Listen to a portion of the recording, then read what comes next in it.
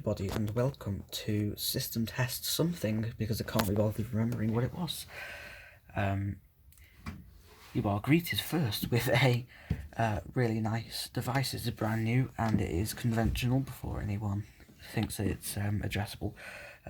It's one of the slightly less common KAC conventional LED call points with ADT branding. It says ADT on the back as well, so that's nice. The annoying thing about this is I was going to do the system test a bit earlier before this even arrived in the post, and I put up this call point, which is my regular boring KAC conventional call point with no LED in it. It's just the that one. But this came in the post and I was like, oh great, now I have to install the same call point again practically. But luckily these call points have the little plug and play thing. So this is actually the oh God, it's not focusing. Yeah, this is actually the little chop block for this call point. So I've just used the one from this call point for this, because you could basically, if for those who don't know, these, they just plug into the call point like this. So say as you just wire it up, it's easier than having to wire it up at the back of the call point, and then to install it, you just plug it in like that, and yeah, so it wasn't actually that much of a hassle to get this up. I've literally just installed it before filming this test actually, so yeah. But there is another very, very, very good device, and very, very new device on this system as well. I've never actually had this on the system before. It's even in a new spot, and it's above the panel. We have a fully on conventional intelligent beacon with a shallow base. Now these beacons, they look like the Solex. They basically are the Solex, but they're not actually Solex branded, and the style of them is similar to that of these slightly older versions of the Roshni before the low profiles came out, so it's quite thick. But it's quite bright. It's xenon, which is really nice. You can see the xenon tube just about in there. It's got a nice black fully on logo. I love it. It's great. So yeah, looks very cool up there. Now for the devices, we have the Viper, which is really quiet at the minute because it's got, actually, we take this out for the test. It's not actually that loud with this out because it is on low volume, but this is just for when I'm testing things before the test, because yes, I do a test before the test. I just have that in it to not annoy anyone, but for the tests we take that out. Detectors are, as always, the Nitan EVC-P photoelectric smoke detector, the optical Series 65 smoke detector, and the optical and heat multi-sensor, which is Orbis branded, also Apollo. Nothing over here, of course. There was actually a sounder over here for from last week that I've just taken down today. The KAC was here because I was setting it off for last Thursday. It's actually Thursday again today. I don't know if I'm going to do anything fire alarm wise for the sound off for that, but you know. Anyway, we do need to get on to the test, but something I do need to say is that the mechanism for this call point is a pain because it's a bit older, and it's because of this faceplate. It's quite stiff, so sometimes you put the key in, then you pull the key out and nothing happens. It just sort of gets stuck sometimes, so let's hope for the best that this actually works. Oh, it feels like it's going to work. Yes, you see the LED works.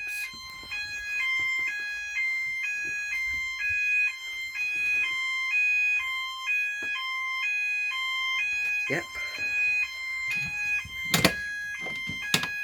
Oh god, there we go. Silence. So yeah, you heard the Viper, it's on alternating. And that, very bright. And by the way, these are really hard to get off their bases, which is great. But it doesn't matter.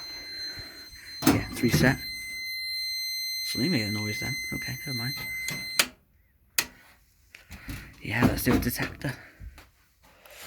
Yeah, you might have noticed the LED in this is really bright, which is very nice. It's brighter than my SCP-2R call point, which I'm not actually going to get out because it's too much effort.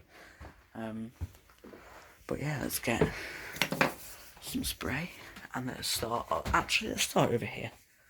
Never start over here. Run out of spray. There we go.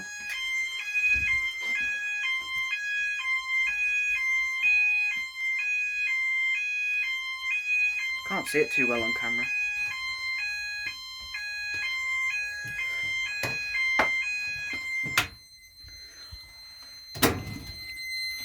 Actually, give it a clear out.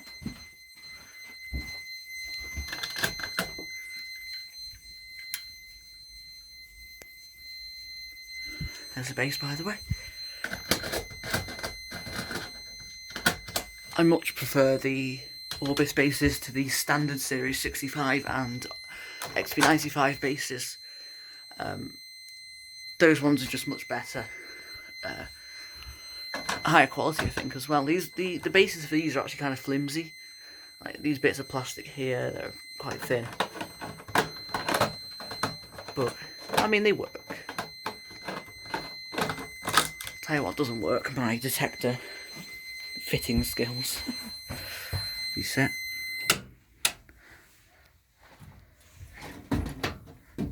On silence. I always forget to do that. For those who have watched my system test before, I always forget to on silence. I've remembered this time. Now let's do the Series 65 detector in the middle.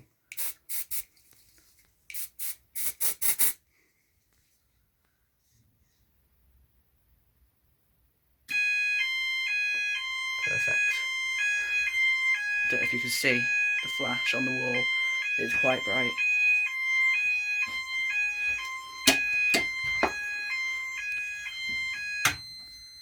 Now, unlike American panels, I haven't got it set up to where the strobe continues to flash when the system's silent. I could do that, but I don't think that's very realistic for a UK system, so we're just going to keep it as it is for now. Hopefully this doesn't reactivate. Oh yeah, for those who also watch my system test quite often, you'll notice that I'm actually locking this panel now. Oh, it's reactivated. You bugger. But yeah, as I was saying, the door, I can actually lock it now. Because I've just kind of bent it. Well, you can see it flexes whenever you turn it and then you just lock it like that. But yeah, it's quite nice. I like having a metal panel with a key. It's nice. I need to reset it though. Shouldn't be locking it yet. Yeah. And now, last but not least, we do the Nitan EVCP optical detector with the ring of light. That looks very cool. Oh, not this. There we go. Oh god, that was really good actually, because barely anything came out of the hold on.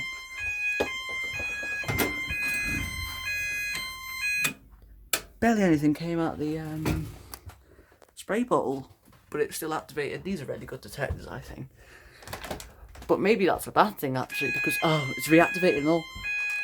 I think this detector's quite dirty.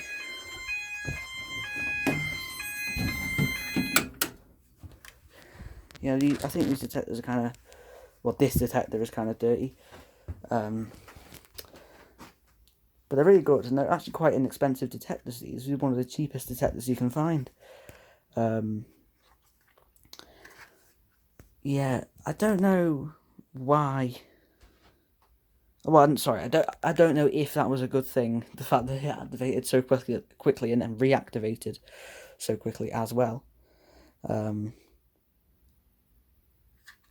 don't know. They are. Then this is the single optical, by the way. This is not the dual optical, but they're still advertised as being quite resistant to false alarming. But I don't know how true that is. But oh well. Yeah, I suppose that concludes the system test with it. Actually, you know what? I've gone through all of the trouble to install this MCP. Oh, wait. The least I could do is give it a second test. So, I'll try and show you what I mean with the key mechanism. See, look. There's yeah, it's really hard to test.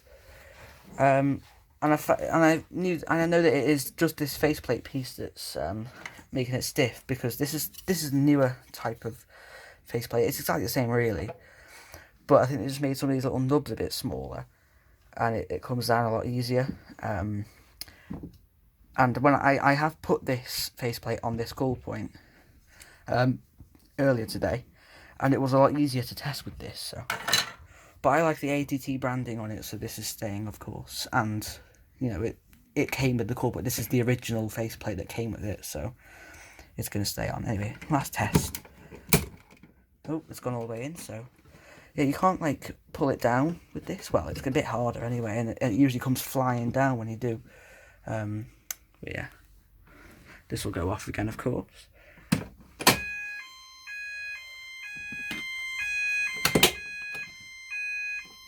Not very well mounted.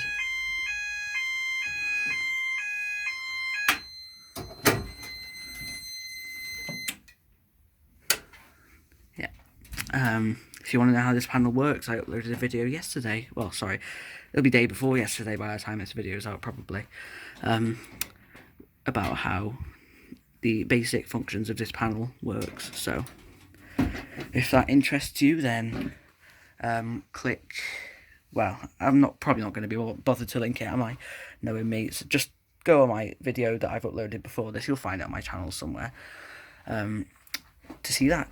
But yeah, thanks for watching. See you in the next test.